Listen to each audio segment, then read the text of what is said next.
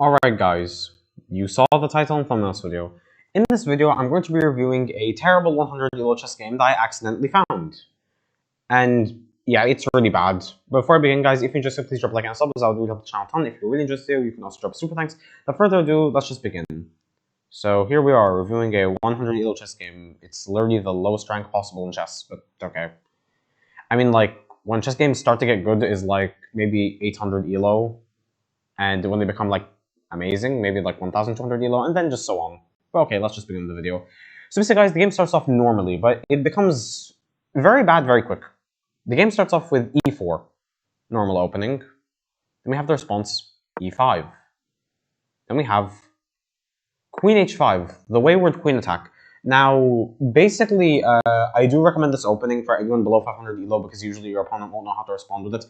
They'll either just play something like pawn to g6 and just instantly lose their rook in one move. Oh, whoops. Wait. They'll just instantly lose their rook in one move. Or they'll maybe play something like knight to f6. In this case, you can just win a pawn, and then you can just defend. Or another thing, if your opponent just ignores this, you could always just get something like Scholar's Mate ready. So yeah, overall, okay, so although this is usually a terrible opening for basically any ELO above 800, in the case of a 100 ELO, this is actually an okay opening. And we have the double wayward queen attack. Queen to f6. Okay. Then we have knight to f3, which is not a bad move because, you know, it just develops a knight. And then we have the response, bishop c5. So far it's normal, besides like, well, this weird double queen opening. Now this actually just blunders a pawn because, well, you can just do this. But okay. That doesn't happen. Instead we have pawn to d3, and now the game is just a complete draw. Wait. Yeah, it's a complete draw. Then we have pawn to d6, which is basically just the same as this move, pawn to d3. And then we have bishop to g5. The idea is obviously just to attack the queen immediately. Now the queen has to move. And we have the move bishop to g4. What? Now, if you think this blunders a queen, the idea that black probably had was that, okay, I'm going to cause danger levels. I'm going to attack their queen. So if they take my queen, I'll take their queen. Okay, although this didn't happen in the game, you're going to lose a rook. Yeah, so it's not a good trade. But that didn't happen, and instead, white just captured. And now the queen is still under attack, and they just blunder the bishop. Like, if you're going to make danger levels, you need to make sure that the piece you're attacking with has some defense, otherwise it will just be captured. That's it. Then we have the move queen to g6, and now this blunders mate in 1. Queen d8 is just mate in 1. Well, no, not queen d8. Queen c8 is just mate in 1. But that didn't happen. Instead, we had pawn d4. Okay. Then we have bishop to b4 check. And they blocked with the pawn c3. Then we have the response, bishop to a5. Once again, it blunders mate in 1. Queen c8. It's just mate in 1, but that didn't happen, because if that did happen, we wouldn't have a video. Instead, we have pawn captures. And then we have knight to d7. Okay, developing a knight. But still, the only reason this even saves queen c8 from being mate for the 3rd time in a row is because of this rook. And we have the response, captures. Well, no, not that capture. Apparently, oh, it is that capture. Oh, okay. Wait. Oh, it was knight to d7. Oh, okay. Then we have captures, then captures back. Then we have pawn to e5. We have captures. And what you should probably do in this position is probably just capture this knight. Well, no, apparently that is not the move. Wow, okay. Alright, that just blunders a knight. Oh, wow, sorry, guys. Okay. What should you do in this position? Maybe try pin it. Oh, that is what you're supposed to do. Oh. You see, guys, like, when I make these videos, usually, I don't really, like, look at the game beforehand. What I try to do is that, like, I try to find out, like, what's the strategy during the video. Just, like, test my skills. But okay. Then we have the move bishop to c4, which develops a bishop, although this would have been better because it just pins the knight, and, yeah, it will put a lot of pressure on this knight. Like, you'd have to play something like queen to d6 just to protect it. And then maybe you, or you could just long castle. Maybe. Okay. We have the move rook to c8, and once again, it just allows this pin to happen. And that happens. The pin happens. Bishop to b5. Although, to be honest, I think during this game, I don't think white was aware that this pin was even happening. It seems like they only made this move because it's the only move that doesn't lose the bishop or make it completely useless. But okay. We have the move rook to c6, which just blunders the rook in one move. That's just a blunder of a rook. Entirely. Okay. Instead we have short castle. Which is still like... Okay, like, it's an okay move because it protects the king, but I mean, come on, they blundered the rook and they're basically forced to capture back anyways. So really, I would not recommend doing short castle in this situation, because now they can just get the rook out immediately. Like, bring it over here and just defend the knight from the queen and the bishop. And we have knight to f6. The queen goes back, although in this position... Actually, no, never mind. Okay, the queen goes back. Then we also have short castle. Then we have knight to h4. Then we have queen c2. Like, the idea, obviously, is just, like, bring the queen over here to attack. And now, guys, this is when everything literally falls apart. I mean, like, if it wasn't for the beginning already, having everything kind of just fall apart and be very chaotic. We have pawn to h3. Oh, no, not a3. I mean, pawn to h3. Oh, okay. Then we have queen takes.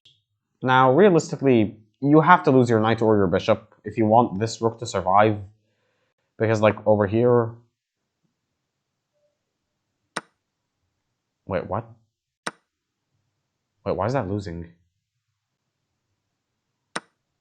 Wait. Okay, I have no idea why this is losing, but okay. Okay, realistically, yeah, you're going to have to sacrifice your knight or your bishop, realistically. But apparently, it's still winning. Okay, but instead of that happening, we have bishop to d3, which was worse than the two moves I just tried. Because that just blunders the rook. Then we have bishop captures. And then we have knight captures. Then we have knight to f5. Then we have pawn to g6. And by the way, guys, fun fact, if this move, pawn to g6, wasn't played, this would have just been mate in 1 instantly. Although, to be honest, considering that white didn't find mate in 1 2 times in a row, I doubt they would have found it over here. But okay. Then we have knight to e7 check. The king moves. Then we have knight to f5 check.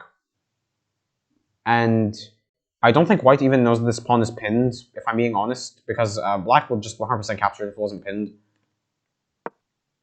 Because, like, you can even look at the clock. 7 minutes and 40 seconds. 7 minutes and 27 seconds, so black probably tried to capture the pawn, but just wasn't aware that it was pinned. And then once again, we have knight to e7 check. The king goes to g7, and now it looks like the players are just about to get a draw. But that doesn't happen. And finally, this rook has been captured. And the queen captures another pawn. And now the game went back to being totally losing for black. Because you need to sacrifice the knight for the bishop. By the way, I think, like, if you capture over here, yeah, the knight just gets trapped. Like, it's still winning, but it's not winning nearly as much. Well, no, the knight can go over here, but yeah, now it's just a draw.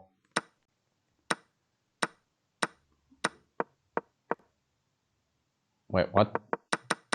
Okay. So the rook got captured, the black captured, and they did not sacrifice the knight for the bishop, although you should have in this position, but okay. Then we have the rook move, attacking this bishop, obviously. Then we have rook d1, defending it, because, like, obviously, if you do move this bishop, this knight would be in danger. Although, apparently this is actually a losing move. No, that just loses even worse. Okay, wait. Is this the move?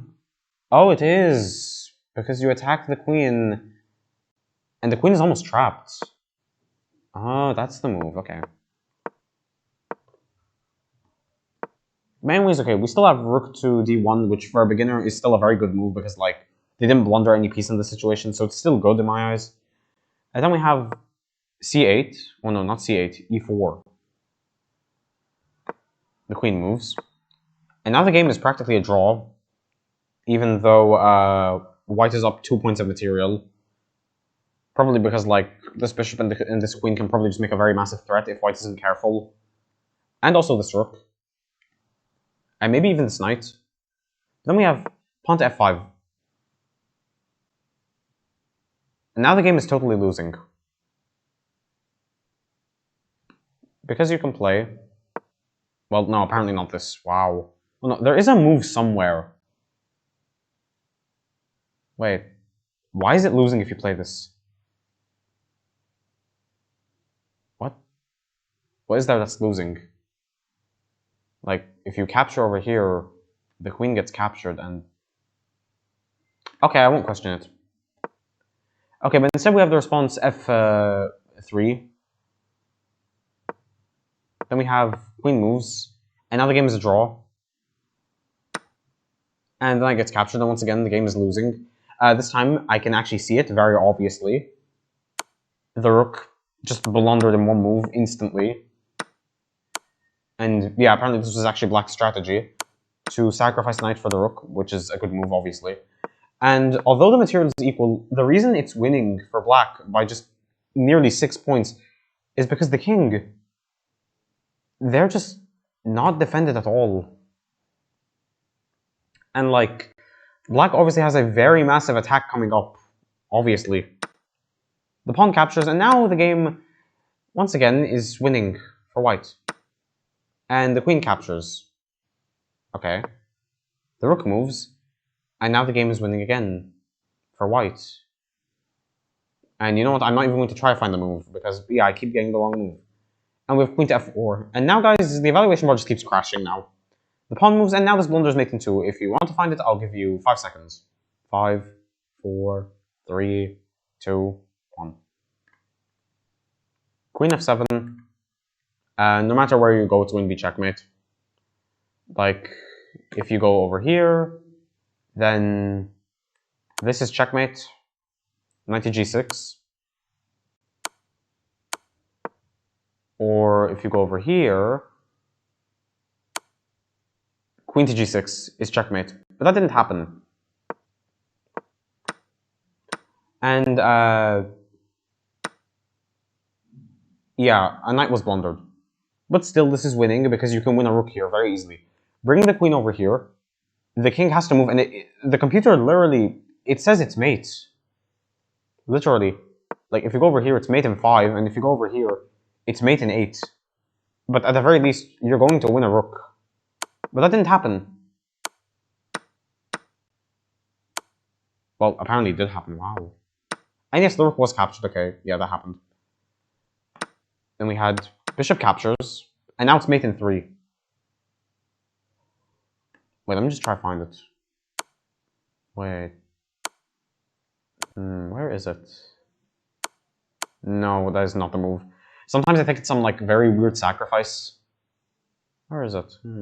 By the way, this is not the checkmate, and this is actually what's played in the game. And, yeah, white's got tunnel vision thinking queen to g6 on move 36 was mate. It's not. The queen just captures, and it's literally the only legal move. White captures, then the king captures, and now it's basically just an endgame and basically a draw pretty much. Then we have bishop gives a check, the king moves, pawn moves, and white just blundered the pawn for no reason.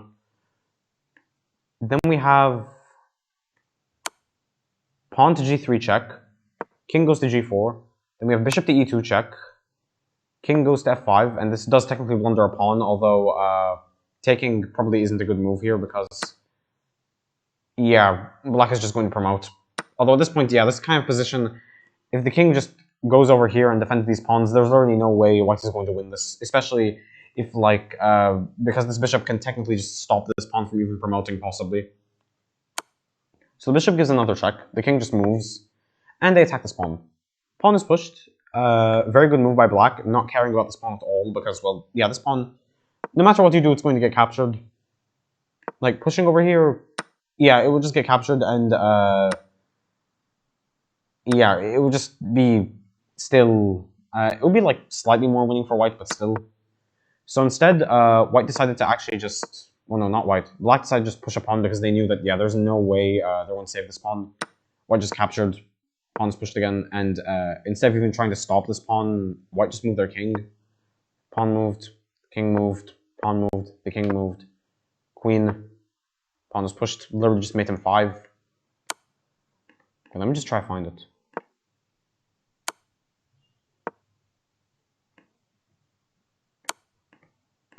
Where is it?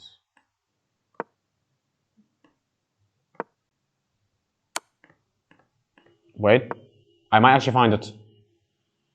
Wait. Where is it?